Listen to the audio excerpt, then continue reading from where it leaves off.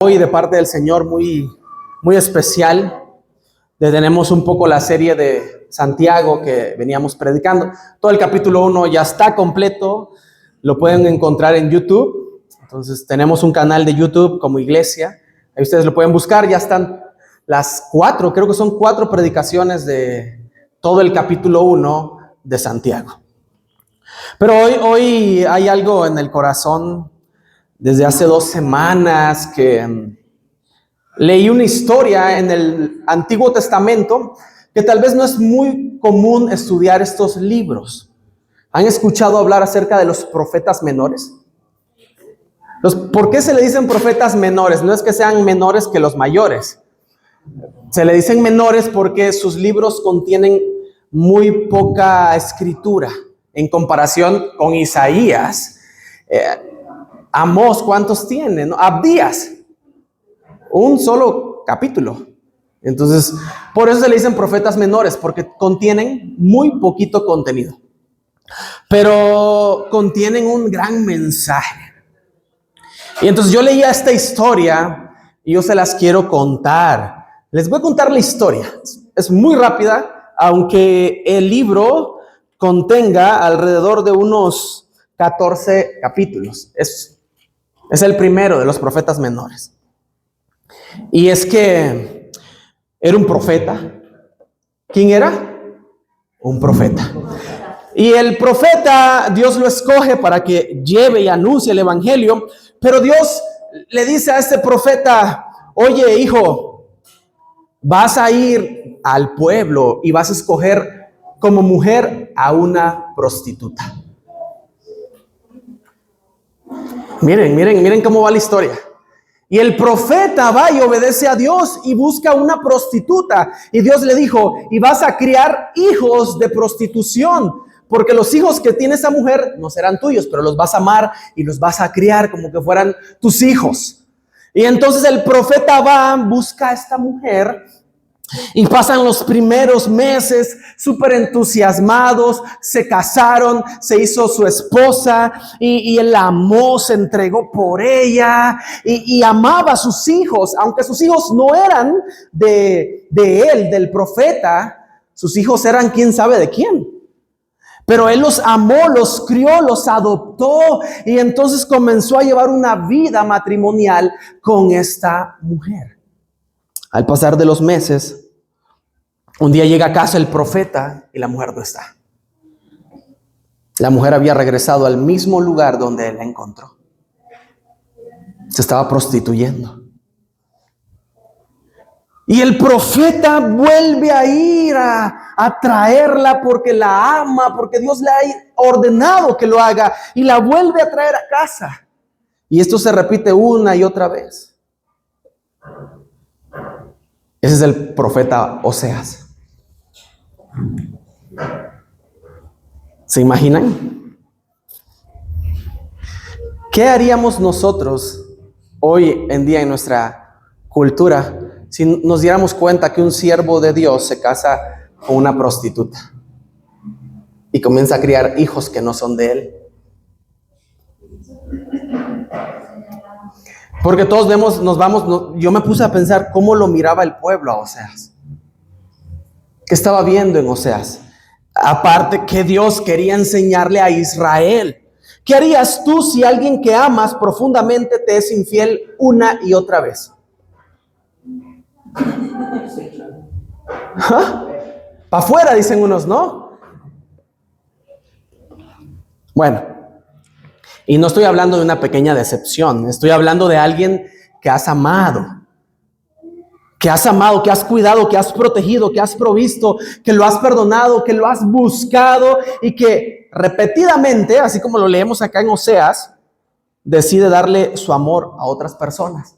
Pero Oseas iba una y otra vez porque amaba a esta mujer.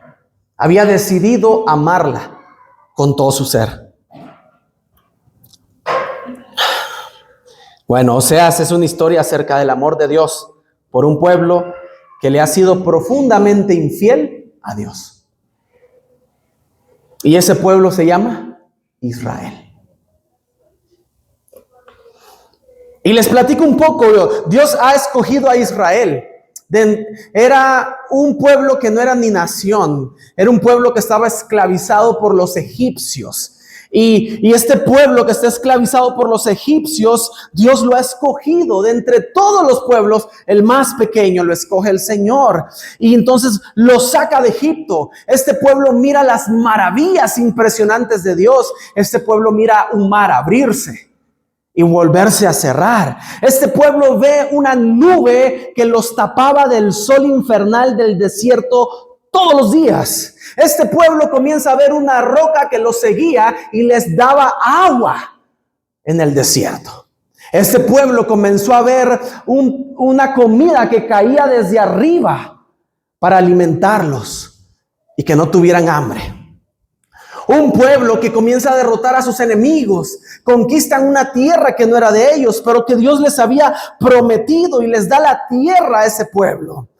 Un pueblo que recibió una ley, un pueblo que vio un monte humear, un pueblo que vivió la gloria de Dios de cerca y lo palpó y lo experimentó. Un pueblo que Dios mismo le había prometido su presencia.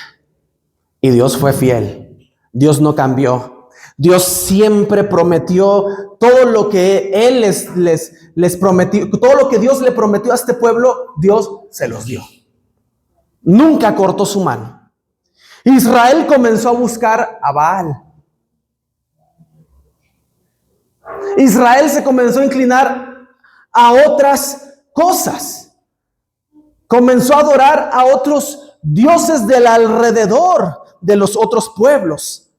Buscó prosperidad en la idolatría, buscó satisfacción en los placeres de este mundo. Dios les dijo: ustedes, israelitas varones, no se van a meter con las demás mujeres cananeas. Y fue lo primero que llegaron a hacer. Y fue pasando la historia. Cada día que pasaba, un día más que se alejaban de Dios. Cada año que pasaban, un año más que se alejaban de Dios. Y Dios levantó a un profeta llamado Oseas. Y este llamamiento fue muy diferente a los demás profetas. Un llamamiento que no fue y le dijo: ve y predica, anuncia mi mensaje. Oseas tenía que amar a una mujer que le iba a ser infiel. A una mujer que ni conocía. No hubo noviazgo, no hubo... Y esa historia serviría para mostrar algo mucho más grande. Serviría para mostrarnos que Dios ha sido fiel con Israel. Sin embargo, Israel ha sido infiel hacia Dios. Pero qué bonito, porque Dios no termina diciendo: te odio, Israel.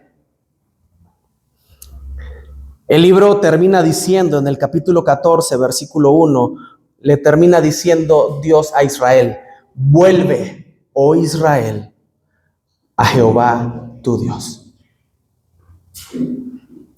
Y ese es el mensaje que quiero que hoy escuchemos a través de todo el libro de Oseas. ¿Están listos para irnos a las 8 de la noche? Sí, amén. ¿No? ¿No están listos? Sí, yo creo que sí estamos listos, ¿no? Para estudiar todo el libro de Oseas. Bueno, ya a muchos les cambió la cara así como: yo quería irme a comer una hamburguesa hoy. Quería ir al cine en la tarde con mis amigos. Una semita. Ya vi que mi suegra quiere una semita. Esa fue una indirecta. Bueno, pues veamos el primer punto, hermanos.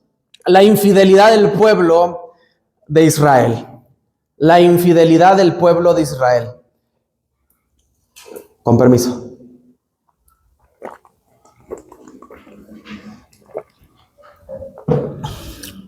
La infidelidad del pueblo de Israel. Esta infidelidad revela la gravedad del pecado de este pueblo. Y cuando comenzamos Oseas, encontramos una relación matrimonial, les estaba comentando. Oseas es el profeta y esta mujer se llama Gomer. Y Oseas va a representar a Dios, y Gomer va a representar a Israel, y nos van a representar esta historia que a lo largo del tiempo se vino siendo igual. Era el ejemplo, era el espejo para Israel, para que Israel supiera lo que estaba pasando en su relación con Dios. Y detrás de esa relación está Dios mostrando lo que ha sucedido por años y años entre Israel y Dios. Pero hay algo que quiero decirles: Israel le pertenece a Dios, pero Israel se ha prostituido con las demás naciones. Y eso es importante, hermanos, porque la idolatría, hermanos, algo que encontramos en el Antiguo Testamento, no era simplemente cambiar de una religión a otra. No. La idolatría es la infidelidad al Dios del pacto. Israel había dicho, por así decirlo: Jehová no es suficiente, yo necesito algo más de aquel pueblo.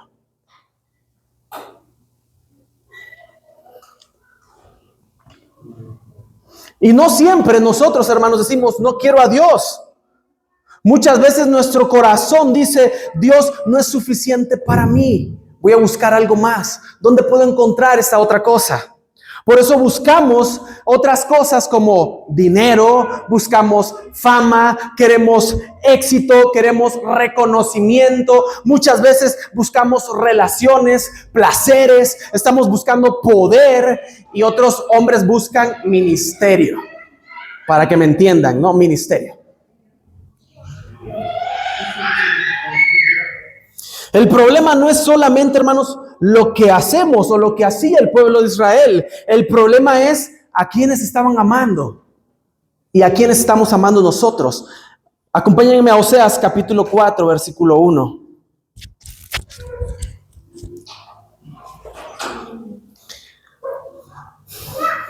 Dice: oíd palabra de Jehová, hijos de Israel. Aquí está hablando el profeta ya. Porque Jehová contiende con los moradores de la tierra. Porque no hay verdad, no hay misericordia, no hay conocimiento de Dios en la tierra. ¿Qué hacía el pueblo? Perjurar, mentir, matar, hurtar y adulterar prevalecen.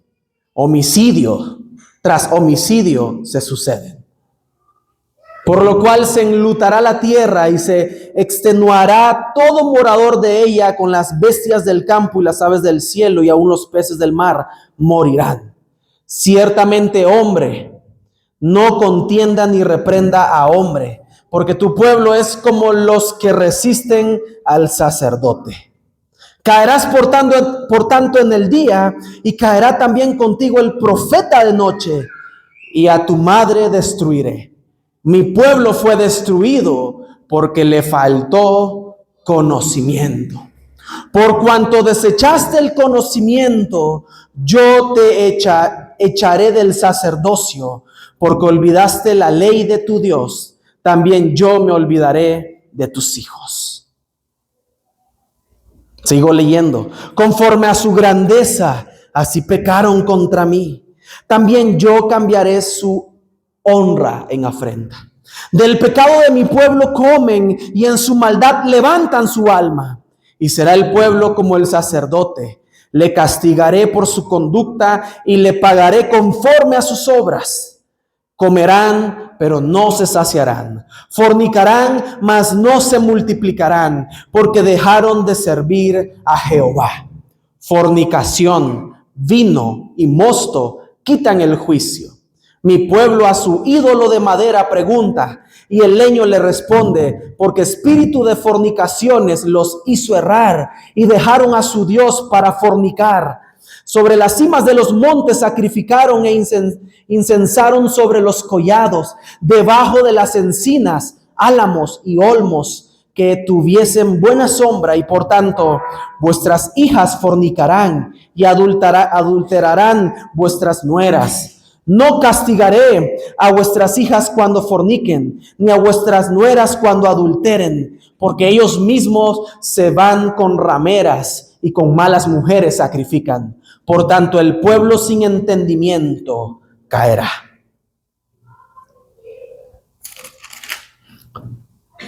Miren qué interesante. Dios no comienza hablando de problemas económicos, no comienza hablando de política, Dios no comienza hablando de enemigos extranjeros. Él comienza hablando del problema que hay en el corazón de Israel. ¿Y cuál es ese problema? No hay conocimiento de Él en sus vidas. No hay conocimiento de Dios. Están pereciendo porque no han conocido a Dios. Y eso produce consecuencias. Serán destruidos. Totalmente serán destruidos porque les falta conocimiento. Hermanos, y no está hablando de falta de información, para que no lo malentendamos. Israel tenía la ley, tenía grandes maestros, tenía sacerdotes, tenía sacrificios, tenía historia y había visto las obras de Dios. El problema era que no conocía cosas acerca de Dios. El problema era que habían dejado de conocer a Dios. O sea, habían dejado de tener una relación con Dios. Se había perdido. Y eso es una advertencia para nosotros el día de hoy. ¿Por qué? Porque hoy en día estamos viviendo la época con la información más grande de todos los tiempos.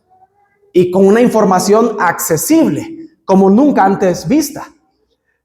Pero ¿de qué sirve tanta información si no estamos aprendiendo a tener una relación con Dios? Podemos conocer muchos versículos, podemos cantar muchas canciones, podemos predicar acerca de Dios y podemos hasta asistir al templo, hermanos, y estar lejos de Dios.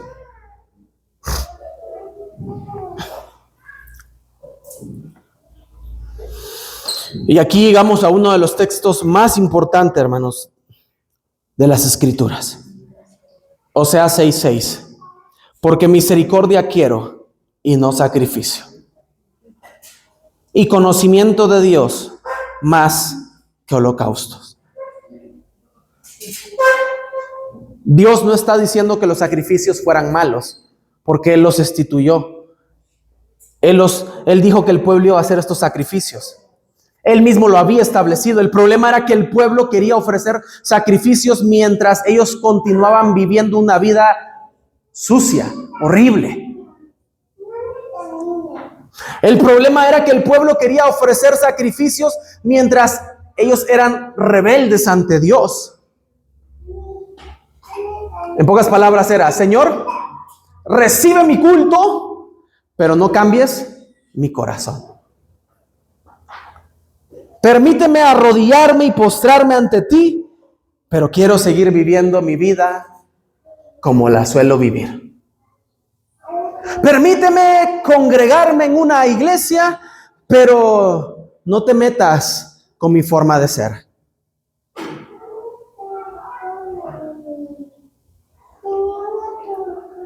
Permíteme, y nosotros queremos condicionar a Dios. Pero yo quiero seguir viviendo mi vida. Yo quiero seguir abundando en ella, en el pecado. Hermanos, seguir gobernando nosotros, nuestra propia vida, es muy peligroso. Muy peligroso. Muy peligroso. Porque la pregunta que nos deberíamos hacer no es: ¿venimos a la iglesia? La pregunta que nos deberíamos hacer es: ¿a quién pertenece nuestro corazón? Y eso nos va a llevar al punto número 2, porque desde el capítulo 4 hasta el capítulo 10 encontramos una parte difícil de todo el libro. Dios comienza a anunciar juicio, juicio y juicio sobre Israel, porque Israel había pecado y Dios no iba a ignorar el pecado. Él no iba a pasar por alto el pecado, porque es un Dios santo, es un Dios justo. Sin embargo, nos va a mostrar en medio de esa justicia y esa santidad que es un Dios amoroso y grande en misericordia y lento para la ira. Aunque está anunciando juicio, en medio del juicio, Dios mismo está diciendo: venid y volvamos a Jehová.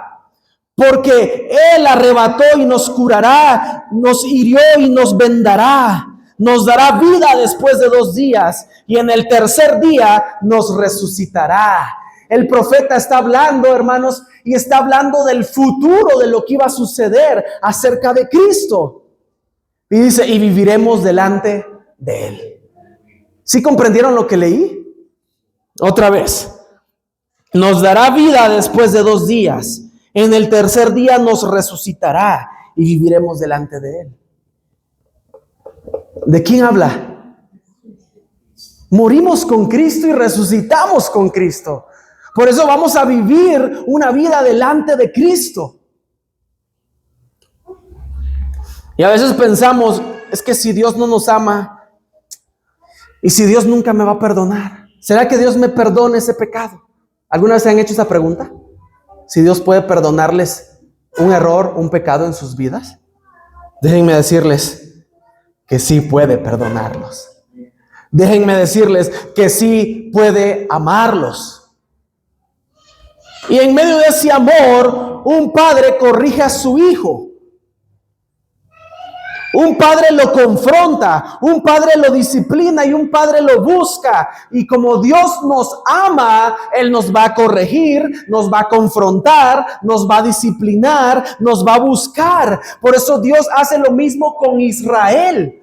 Busca a Israel para corregirlo, para disciplinarlo, para confrontarlo. Porque Él quiere que Israel cambie.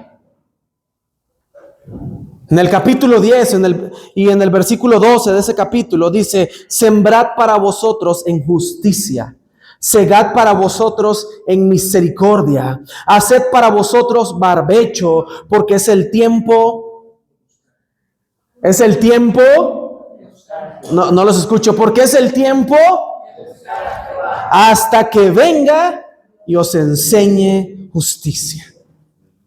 Ese es el tiempo de buscar al Señor.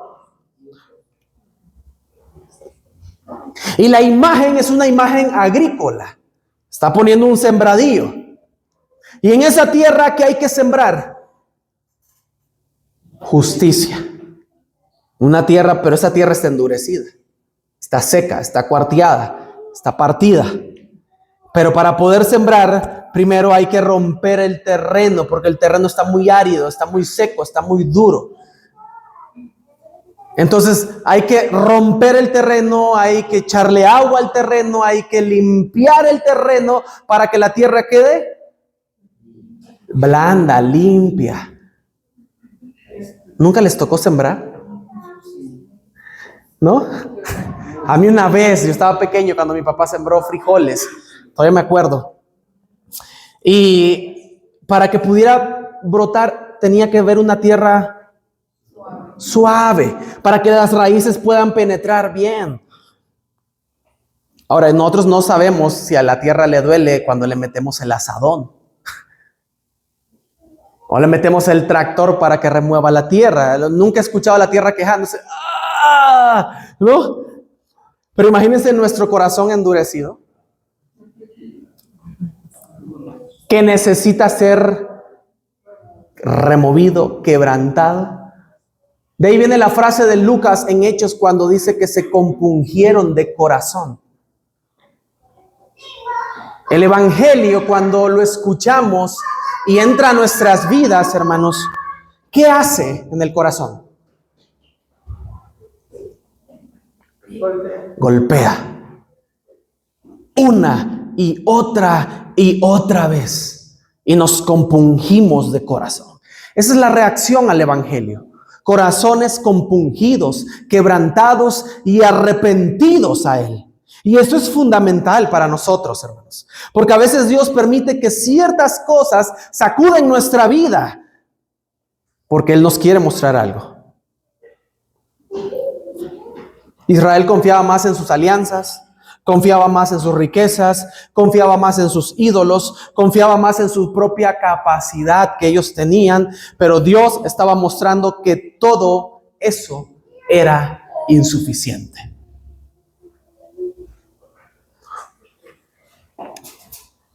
Israel estableció reyes.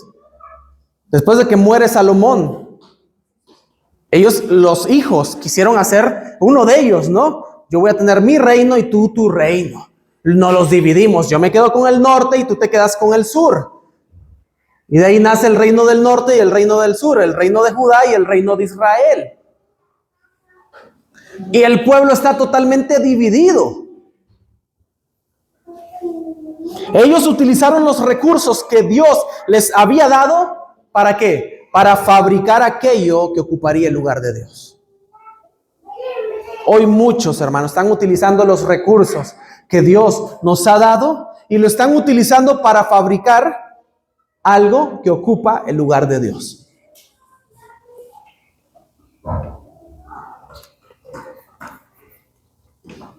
Dios nos da recursos, Dios nos da capacidades, Dios nos da el tiempo, Dios nos da la familia, Dios nos da el trabajo, Dios nos da el ministerio, sí, y podemos tomar las mismas bendiciones que Dios nos dio y convertirlas en sustitutos. Y esto está pasando hoy en la actualidad. Hombres tomando las bendiciones que Dios les ha dado, convirtiéndolas en sustitutos de Dios. Y eso se llama idolatría. Y la idolatría es vista como fornicación, porque atentamos contra el cuerpo.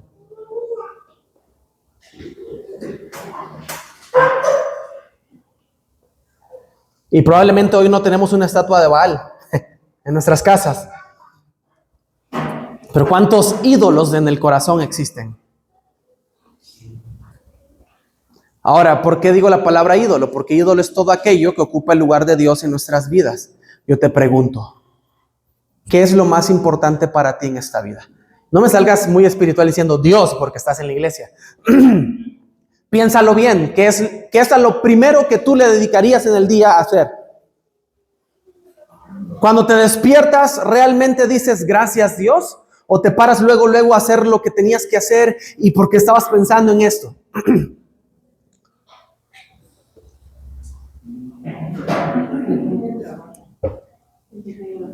¿Ah? Dice mi esposa, el que calla otorga. Pero bueno, está bien, hoy estamos aprendiendo. Hoy estamos aprendiendo a que vamos a quitar eso que está ocupando el lugar de Dios, lo vamos a poner a un lado y que Dios vuelva a tomar el trono en nuestras vidas. Está bien, hoy lo estamos aprendiendo. Y aquí viene algo impresionante. Después de que Dios ha dado tantas acusaciones al pueblo, uno esperaría que Dios dijera, se acabó. Ya no quiero saber nada de ustedes. Los voy a abandonar y los voy a eliminar de la tierra. Pero llega el capítulo 11, cuando Dios se compadece de este pueblo duro de corazón, duro de servicio. Y miren qué bonita poesía la que encontramos en Oseas capítulo 11. Cuando Israel era muchacho, yo lo amé, y de Egipto llamé a mi hijo. Cuando más yo los llamaba, tanto más se alejaban de mí. Métanse en la poesía.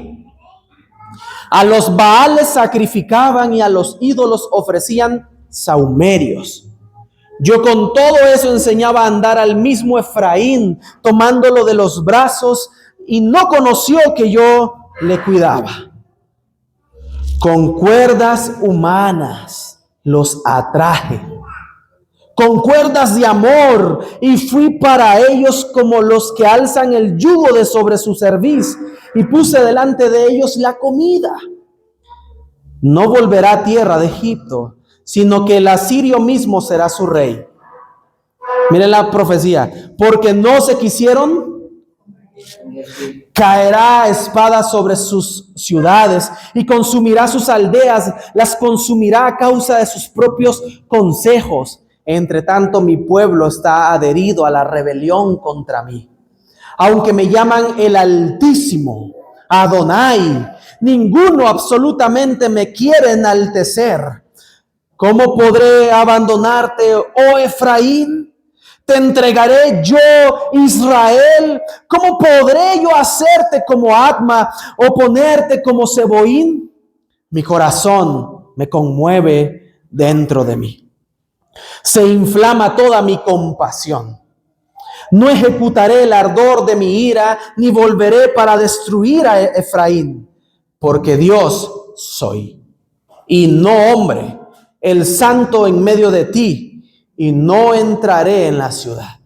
En pos de Jehová caminarán. Él rugirá como león, rugirá y los hijos vendrán temblando desde el occidente.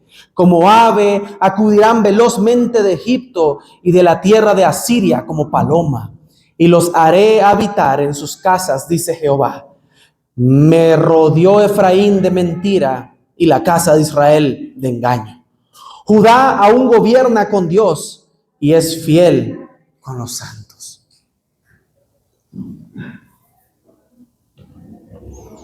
Ese es el corazón de nuestro Dios.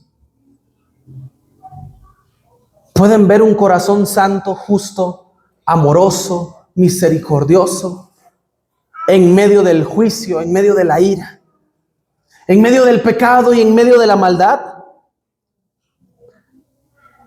Dios le está diciendo a Israel: yo te amé, yo te he amado, yo te atraje a mí.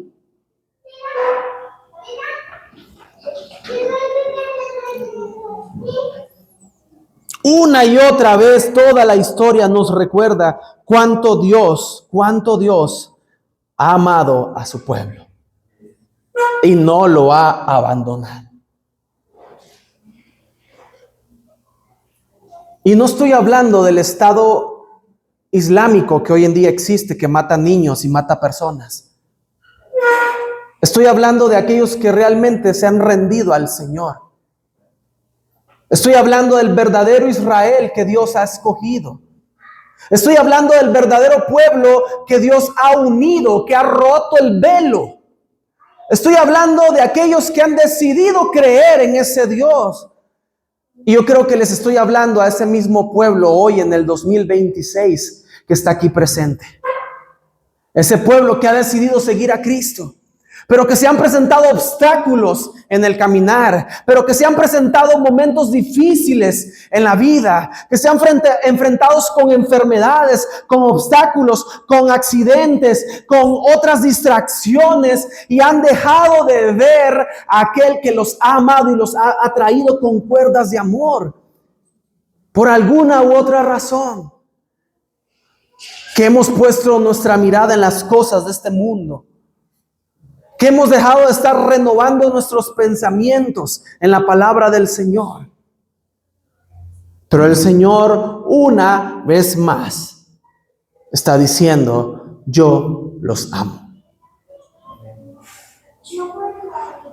¿Quién nos sacó? ¿Quién nos escogió? ¿Quién nos cuida? ¿Quién nos sostiene? ¿Quién nos amó primero? Les pregunto hoy, iglesia. Dios nos ha amado primero. Cristo nos ha amado primero. Tú no amaste a Dios primero. ¿Quién te escogió a ti primero? Dios. ¿Quién te perdonó a ti primero? ¿Quién te sigue cuidando a pesar de las infidelidades hasta el día de hoy? Solo Él, hermanos. ¿Quién nos sigue sosteniendo hasta el día de hoy a pesar de nuestra desobediencia? Dios. Él le decía a Israel: cuanto más te llamaba, más te alejabas de mí. ¿Por qué somos así, hermanos? Israel nos sirve como un ejemplo para que no cometamos los mismos errores que ellos.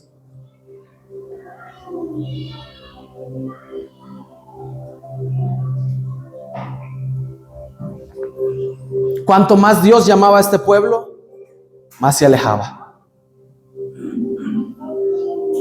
Y algo que yo estoy viendo en la humanidad hoy en día, hermanos, tenemos un Dios de gracia que derrama su gracia y por gracia somos salvos. Pero ¿por qué nos cuesta entender que esa misma gracia nos debe de llevar a vivir una vida en santidad.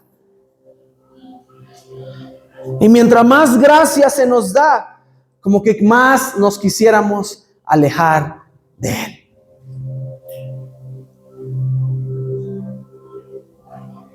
¿Por qué nos gusta que nos den vara? ¿En serio? ¿Por qué nos gusta que alguien se saque el cinturón y nos dé? ¿Por qué nos gusta que nos estén golpeando? ¿Por qué nos gusta cuando se nos predica de juicio, de castigo? Y unos salen diciendo, estuvo buenísima la prédica, ¿no? Nos dio duro el pastor. ¿En serio? Donde hay un Dios que vemos que llamó una y otra vez a su pueblo con amor. Donde hay un Dios que hoy una y otra vez nos da gracia y nos llama, nos ama.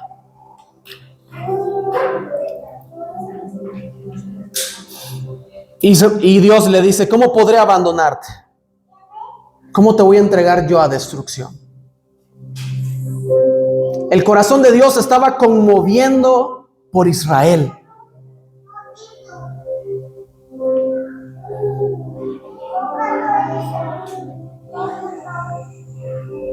El amor fiel que anuncia Oseas, hermanos, es este amor que nunca vamos a poder llegar a comprender. Que la oración del apóstol Pablo es que podamos comprenderlo. Y él le oraba a Dios. Yo ruego al Señor, doblo mis rodillas delante de Él y ruego para que ustedes puedan comprender juntamente, dice, con todos los santos, cuál es la anchura, la longitud, la altura de este amor que excede a todo conocimiento. Porque es difícil comprenderlo. Nos es difícil saber cómo es posible que hay un Dios que no nos pide hacer ciertas liturgias para ser salvo, para alcanzar el perdón. Hay en otros lugares, como en China, como en Japón, que tienes que subir un templo, un monasterio, con miles de escalones, de rodillas, para que Buda pueda otorgarte misericordia. Pero aquí hay un Dios que Él descendió del trono, se hizo hombre. Toda la persona de Jesús, Dios mismo encarnado, hermanos, el Verbo que dio su vida en la cruz.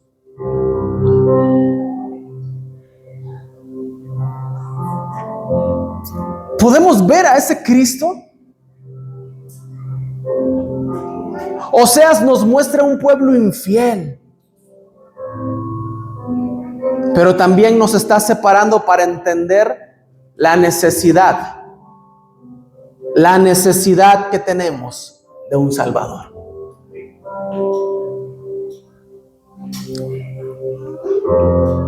Miren, hermanos, si somos honestos, yo les invito a que puedan leer ustedes los 14 capítulos. Y si somos honestos, yo cuando leía la historia,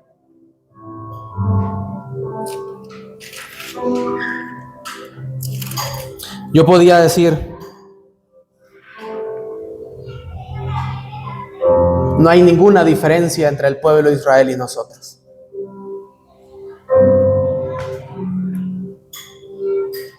Ninguna. ¿En qué sentido? En el sentido de que qué desobedientes, qué infieles.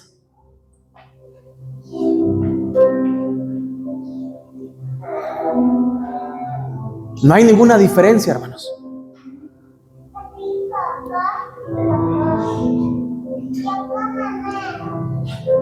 El capítulo 2 dice, versículo 14, pero he aquí que yo la atraeré y la llevaré al desierto.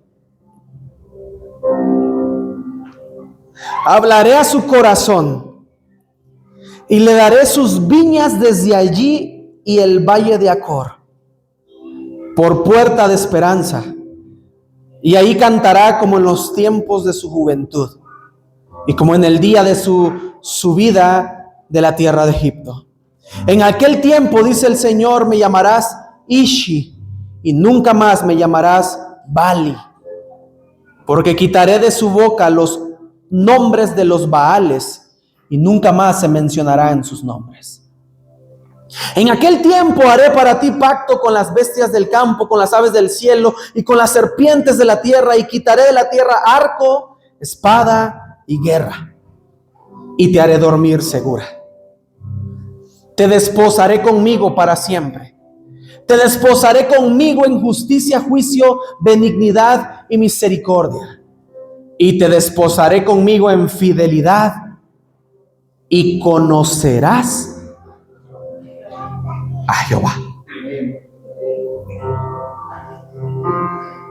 Palabras raras que el pueblo de Israel no entendió hasta el día de hoy.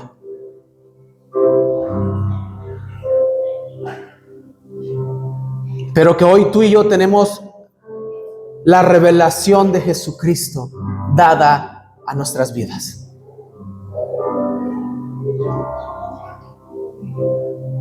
Hoy tú y yo necesitamos algo más que una exhortación.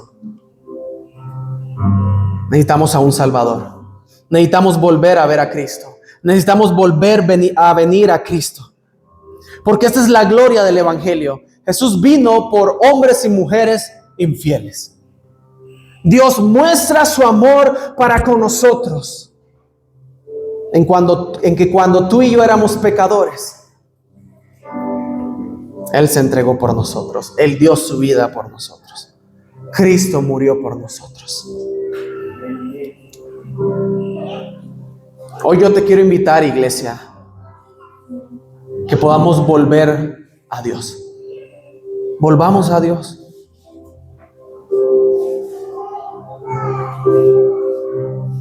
Volvamos a Él. ¿Qué nos cuesta volver al Señor?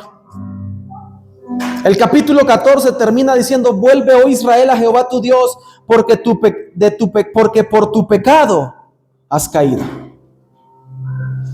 Y le dice cómo va a venir a Dios.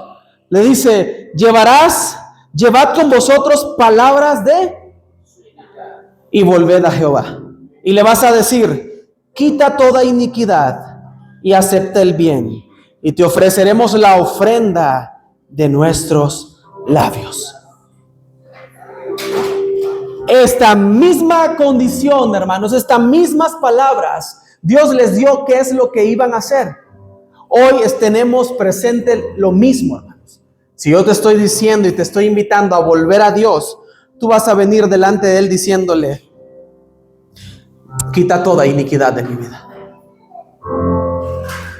Acepta el bien y te ofreceré la ofrenda de mis labios. Regresa al Señor, hermano. Regresa a Él. Porque es el problema, hermanos. Una vez alguien nos dijo aquí en esta misma iglesia: no es el problema, soy yo. El pecado que está en mí es el problema.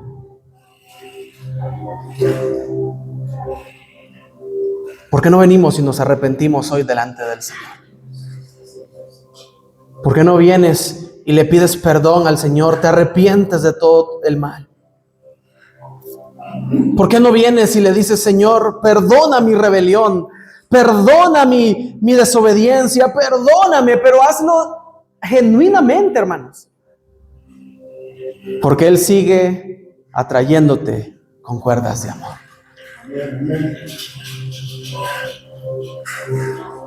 Por eso estoy llevando directamente este mensaje a nosotros. Sería muy fácil escuchar a Oseas y pensar: qué terrible era Israel. Pero ya dejemos de pensar qué terrible era Israel. Ahora comencemos a pensar: ¿soy terrible yo? Es muy fácil ver la paja del ojo de mi hermano. Por eso hoy nos deberíamos de preguntar, ¿qué tan terrible soy yo? Cerramos nuestros ojos para no distraernos y poder meditar hoy en la palabra del Señor.